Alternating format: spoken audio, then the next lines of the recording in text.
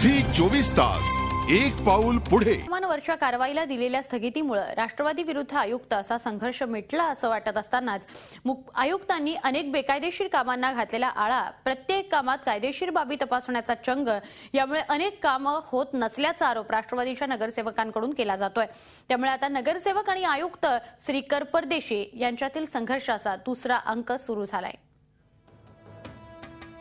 पिंपरी चिंचवडमध्ये राष्ट्रवादी काँग्रेसची एकहाती सत्ता आहे। शहरात पक्षाचा 1 आणि पुरस्कृत 2 असे एकूण 3 आमदार आहेत। इतकी ताकद असतानाही पालिकेच्या कामकाजात नेत्यांना कसलाही हस्तक्षेप करणं अवघड होऊ लागलंय।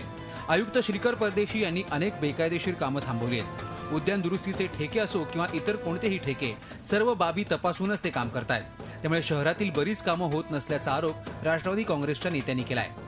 आयुक्तांकडे सादर होणाऱ्या किंवा गेलेल्या सर्व जनतेच्या कामाच्या फाईल्स, या प्रत्येक फाईलवर त्यांचा दृष्टिकोन चुकीचा असतो। प्रत्येक सादर केलेल्या फाईलच्या संबंधित अधिकाऱ्याकडे ते चुकीच्या नजरेने बघतात।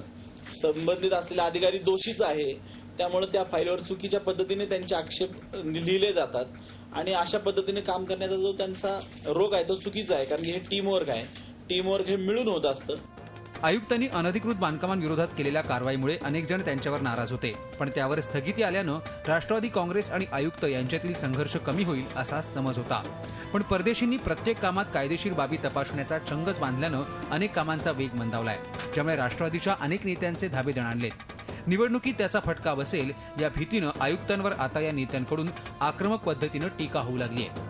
आयुक्त पदाची सूत्र हातात घेऊन श्रीकर परदेशी यांना जेमतेम वर्षही पूर्ण व्हायचंय, पण याच कालावधीमध्ये राष्ट्रवादी काँग्रेसचे नगरसेवक आणि आयुक्त श्रीकर परदेशी यांच्यातला संघर्ष मात्र तीव्र झालाय।